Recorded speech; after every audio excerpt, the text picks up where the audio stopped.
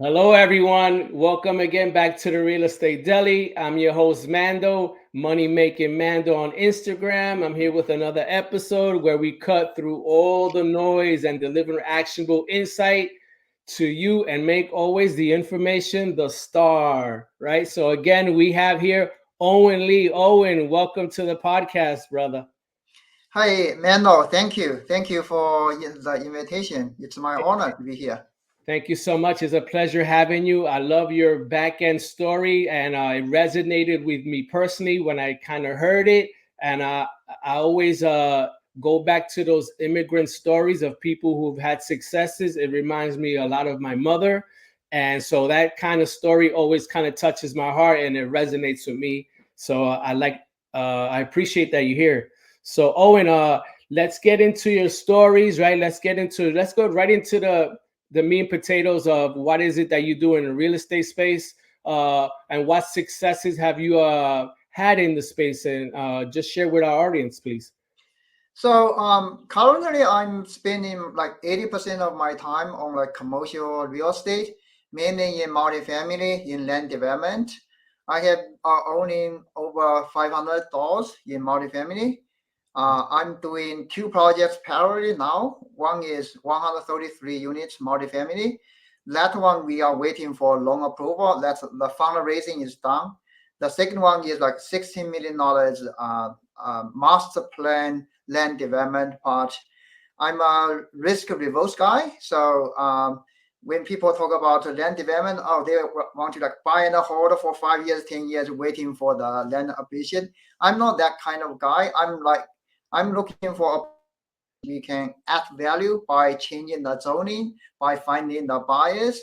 So we already have like a zoning entitlement done. We already get like the buyers line up for our finished lots. So we are creating value while we changing the land use from agriculture to the residential and the commercial. So these are like add value portion, which is more definite return instead of speculation type. This is 80% of my time. I travel a lot, like probably like once, at least once per month.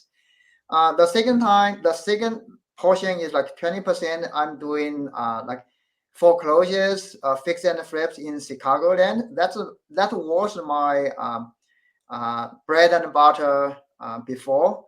So I was doing like 40, 50 flips a year. I made decent profit. The problem is that it's very demanding. Every case is different. Lots of decision making along that way for each case. Then that's where like it pushed me to think about how to scale. That's where I end up in multifamily. But this portion I didn't give up because it's kind of like pick the money from the floor. Like it's in my blood. So I was doing like 5, 8, flips a year, make probably like 50% of the profit as before, because as I scale down my scale, my profit margin gets up. The third portion is obviously like buy and hold. I have enough buy and hold properties in Chicago, which give me enough passive income to support my family daily use. That's actually important because with that income, I don't have any pressure to work. If I want to take a break for 3 months, 6 months, I can do that. So these three, like enough passive income, and then for locally, I'm very familiar with all those stuff. I'm doing like 20%, and then 80% I'm doing like more big scale side, like partnership, fundraising, looking for good deals, checking all the markets, all the network part. So that's my story. So it's awesome. You actually, I guess you started with the smaller scales, fixing and flipping and wholesaling, and you found success there, obviously. And then you brought in your horizons into the multifamily space. Are these multifamilies ground up developments? No, usually I bought as is, C plus B minus properties in an up notch area, so which we can like rehab and increase the rent to increase the value. So there's a multiply there. So Ground up, build up, it takes more time. It's more risk involved. It's a different animal. So usually I bought existing structures, like mismanaged properties. So Okay, so that's your niche, the mismanaged properties that you kind of search for, and you yeah, just kind of implement new processes and systems, or uh, yeah, yeah. yeah. Because that, I mean, those were all coming from my fix and flip experience. Start very small, accumulate all the experience and the lessons. With all those, 100 units, 200 units is just a multiply like 100x of the. But the good thing is it's kind of like similar thing, but it's just the scale is much bigger. So with all the fixed flip experience, I have enough confidence to handle all those. Whatever the problem come up, I can handle that. So that's very important. Yeah. Yeah, I guess your experience has allowed you to, like I said, broaden your horizons and have the confidence, let's say, to step up to bigger units. It's just adding a zero at the end. You're still doing the work is the work, right? And it's Yeah. just be able to multiply it, right, in that space, right? I mean, it probably came from, it's related to my background. I came from very humble start. I came to the US 20 years ago for my PhD study with $6,000 debt. I borrowed money for like that $6,000 probably like my parents need to save 10 years to have that. So obviously they don't have that money. So I saved that. I came to the US for the PhD study. I got my PhD from Harvard and I worked for corporate for like 12 years. The way that the training in the PhD is very good in a way that it teaches me how to think about problems, how to find the problems, how to attack the problem step by step, piece by piece. Then like when I start my real estate, I have no idea What unless made you do it? What made you go into real estate to be like, oh, Aman, you have a PhD, you're very successful, you're a scholar, and let yeah. me go into this new industry. How did that come about? It's okay. After I started my job, I was like trying to like figure out where the startup opportunities. I like hang there for like 3-4 years, but when I was doing like computer chip design, like all the AI is very hot, but the fundamental like backbone is the chips. So that area is very complex. It needs lots of people, lots of like knowledge based people, lots of investment, lots of money. It's very difficult. And then where can I go? Then I by that time I bought my second house. Before that I have no idea of the real estate, by the way.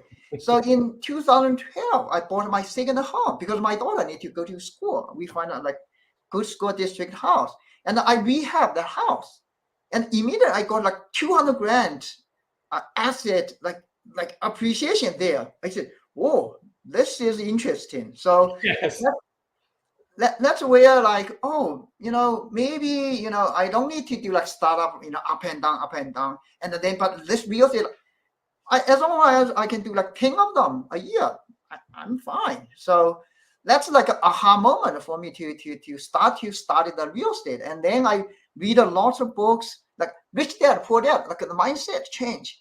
And Yes. then like try to figure out how to underwrite, even like single family house, how to write like what's the purchase price, rehab, tax, insurance, all those stuff, like practice. And then I actually try to make friends, try to visit whoever can give me his case study. I was living in New York. I can drive like 3 hours to Philadelphia to check people who's doing like student housing. Like there's some people who's like in like Bridgeport in Connecticut who's rental. I'm trying to whoever gave me like real case study. I'm driving there. I try to absorb knowledge, experience from them, and then all of a sudden, like within like 2 years time frame, I'm ready. And by that time, my family moved to Chicago. Oh, that's like the great start because the house price is much cheaper in Chicago. It's much easier to start. So I bought my first flipping house, which was $32,000. What's the drawback of that? I have enough, theory in my mind, and this is my practice. Yes. $32,000, and everyone can bought credit card to buy Yes. that. And then, later on, I just sold it for like 110 grand. Oh, this is interesting. So go from there, start like first year I bought like 4 properties. Second year I bought like 16. Third year I bought 30. And by 2019, I bought like 45 or something. Like it just scale rapidly. But along the way, every piece, I have lots of like pitfalls, like lots of like contract cheat, 1,000 here, 1,000 there, but it's okay, I can afford it. And sometimes in extreme case, I lost $500,000 on one contract team, but I have good enough profit margin I can afford. And but the lessons learned along the way just kind of like equip myself for my skill set, for my confidence, for my fundraising experience, for how to operate those. I just cannot. If someone gave me like 100 units multifamily in the beginning, I dare not. But with all those like foundations built up, it's a step by step, start small but dream big process. So I love that, start small and dream big, which you did. You've proved that, and I like that you did something. You kind of became obsessed, right? Yeah, you became obsessed with the information and seeking that knowledge, that you would drive endless hours just to meet with someone whose expertise in that field more than you, let's say, right? And you could lean on that knowledge base to then drive back home with that those lessons learned, right? To be able to now implement, right? Because then you have to then implement, right? Yeah, I mean, real estate is very big. So there's different ways to do that. When people get interested in real estate, now where can we start in the beginning? You need to have some examples. Like, okay, new construction, like a BRRR rental. Yes. How to get equity there? From line credit of the house, from credit card, borrow money, from partnerships. How to rehab the properties. There are many ways. And even like you invest in other people's projects, how can you evaluate the people? How can you evaluate the projects? I mean, so that's where like I studied a lot by theory, like by reading books, by reading like podcasts. By that time, it's like books, like even no podcasts available. So, Yes. But then you need to talk with people, try to communicate with people. What people are doing, why they were doing that. How can we learn from their experience, right? I mean, I can tell you that even I start my journey in like single family, like fix and flip, like foreclosure stuff. I bought a property. I still want to buy something cheaper. That's where like Google check, like Zillow stuff. And then all of a sudden I thought, oh, there's a property will be auctioned at certain time, at certain location. Wow, this is a good information. That led me to go there. I have no idea how the auction worked, right? So go there, watch other people doing, and then come back to study what's the pattern for other people are doing, right? So then we need to study like the property titles, first lien, second lien, tax lien, the municipal, you name it. And then I start to study, okay, what's the house, what kind of house I want to buy, like frame the house, brick, Yes. what's the style, there are lots of information we can study along that. I spent like three months before I really step into like bidding real properties. But I watch other people are doing. If they got successful bid, I studied their track record. I mean, these are kind of like related to my PhD, like research study. Like I want to get as much information as possible before I take actions. Yeah, you what I call, you were sharpening the sword, sharpening the blade, sharpening it. And when you're ready to cut, it was going to be a precise precision cut. Yeah. With all your experiences, right, in the space, and a newbie is coming into the space and is watching, where would you start and how you go about it with the lessons that you applied? I mean, there are different ways to do real estate, really depending on people's background and situation, how much money you have. If you have enough money, you don't need to do my way. But I cannot risk much. I'm a first generation immigrant. I have nobody to rely. I have a family. I have a like little baby to feed. I'm a risk reverse guy.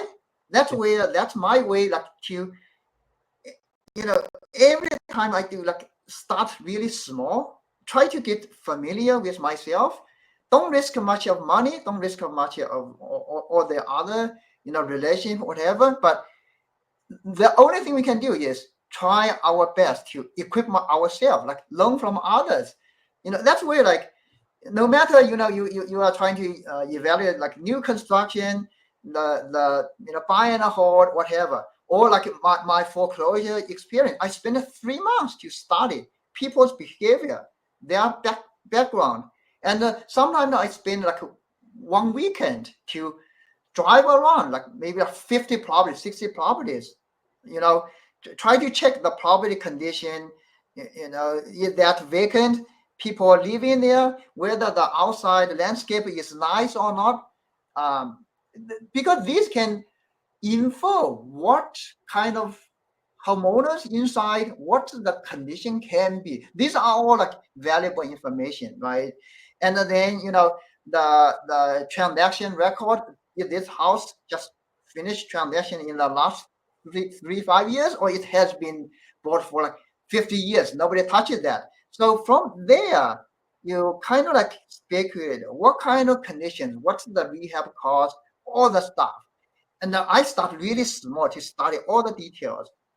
For someone say like I already have $1 million in my bank account, I don't want to go through that way, because that's a long way depending on how how quick people can learn. So then they can always learn, oh, I'm strong for fundraising, I have lots of like rich friends. Then you can just raise fund, you find a good partner, you can start to do big projects immediately. But different people have different situations. So sure, absolutely. Thank you. And how were you sourcing these deals that you gained so much momentum? You're doing 40, 50 deals. How did it start, and how did it snowball?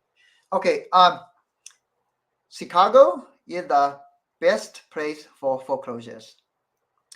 The reason is, okay, now is the election period. Yes. The more government screw up people, the better the opportunities. Interesting. New York, California, Boston, they are all blue. They screw up people too, but they have better economy, better technology, media, better startup culture. Chicago does not have that. Interesting. So, which means rich people are moving away from the blue states. Businesses are moving away from there. That actually caused lots of trouble for local people. And Chicago is big. So you need the government to screw up people. You need the market to be big enough, so then you can catch lots of small fishes in a pond. So hopefully people can understand my logic. That's where like there's lots of opportunities in Chicago, especially before the pandemic. So by that time I actually started maybe like 60 properties to 100 properties a day. Study their market value, their conditions, whether their title is clean or not, whether there's tax lien or other municipal liens, because they are superior than the mortgage liens. You need to be careful. And what's the condition, whether there's code of violation, these but with the experience, I spend like 4 minutes, 5 minutes per property. And I studied probably like 40,000 properties along the way. You think about that. Jeez. That's a lot. So it's a lot. That's where like that's a very selective process. Like I bought one property probably out of 500 I started. And that's where that it kind of like guaranteed the profit margin good enough there. So in other places, people may not have the luxury to do this. So it's That's amazing and maniacal at the same time that you've been through 40,000 properties, let's say, right? So you can evaluate something in 5 minutes, basically, just by your that's experience. exactly where, I mean, there's no significant difference between single family versus multifamily versus others. Like underwriting template is kind of similar. I'm kind of like watch some properties, just have rough number in my head. That's it, because I have been practicing this for so much. So Yeah, you kind of have a baseline, right, where everything's at, where all the pieces connect, and then exactly, you know, with those judgment, with those like catch little fish with big pond, you need to like have enough like big net in order to catch small fishes. But it's fine. Real estate is interesting in that it's probably the highest price everybody people paid. So even a small margin, it can be like tens of thousands, even hundreds of $1,000s profit there. So as long as we get a few, if especially in the beginning, it's good enough. So with all your experiences, I'm sure you've encountered struggles, conflicts, losses. Can you just tell us some stories where you encountered some losses and how you overcame those, right, to kind of move forward, and what you learned to adapt, right? oh, that can be like several hours talk. Pick one. Okay. I mean, in the very beginning, obviously, experience part we discussed, you need to just study a lot by yourself, study from others. The second one is how can you find a trusted contract? All those like rehab, that's time consuming and capital consuming. Like the timeline is very important. So again, like I once lose like $500,000 on like one big GC team. You know, not many people can afford this. So just be careful moving there. Always ask for referral all the time. I mean, the third part will be money-wise. I mean, for real estate, everyone, you know, anytime we are looking for funding. So how can we solve the funding problems? So that's where like you start along your, you know, friendship, start from, you know, your colleagues, build up the track and record. I'm very open to people. That's where like actually that's a good way to build up trust, because whenever I'm doing something, I need to raise fund. The difficult part, you know, along the way, I try to talk with people. I'm very open, so that actually give me back like the more open, the more willing to share with other people. Actually, the more benefit we can get back from, you know, the more award we can get from us. So you attract bees with honey, right? So honesty and clarity provides you that, then people are willing to you know, establish a relationship. Let's say you mentioned this $500,000 loss, right? Yeah. How did that happen? What happened? It's in my like remember like when I was in like 30 properties to 45 properties phase, I'm expanding because I can get lots of, I think, good deals. Like I'm expanding, but I don't have enough bandwidth to manage all the general contract team anymore. I work like parallel. I work for like 5-6 general contract team, and one team just I give them like 8 to 10 properties, and they just sucks. You know, the quality of the finished job is not good. The timeline they overextend. With all those, see, like one property I can sell like $50,000 less, or like the timeline can be like over 1 year. Usually I take like 3 months to 6 months time frame for one flip. So all those add up, you know, it accumulated a lot. So by the end, I just fire him, just go away. I don't even like to bring lawsuit to him, just go away. I don't deal with these people. So, and so at that point, you were somewhat established that you were able to just, you know, brush it off your shoulder and say, you know, just go away, right? The good part is it's not, I really lose $500,000. I made $500,000 less than supposed to be. Let's say that way. So, okay. Yeah. Understood. So that's where the margin, you lost on margin, let's say. Yeah, maybe some properties I just don't make money, or like Yeah. maybe I lose $5,000 for one property but it's okay, I can afford. So Yeah, yeah. yeah, yeah. Let's delve into the future, and where is it that you want to be? Obviously, you're in an awesome trajectory, just going straight up, right? So, where is it that you want to be in the next 5 to 10 years? What's your vision? Where you want to see your business going, and with you as well? I mean, so in the owner club, I mean, we are talking about the people's like Mount Everest. I mean, Yes. again, like I always start from very humble, start small, dream big. But in the scale real estate business, like multifamily, other commercials, like I'm doing like 100 units, 200 units a time now. But all the basic skill sets about like fundraising, about operation, about underwriting, finding the deals, it does not differ much from like 500 units or 1,000 units a time. That's where like it gave me more. I'm building the stepping stone on all these projects to like grow bigger and bigger. So one day I hope I can do deals like 1,000 units, 100 million a deal, which actually let me think. Oh, in 5 years, I probably can reach like $1 billion asset under management time frame.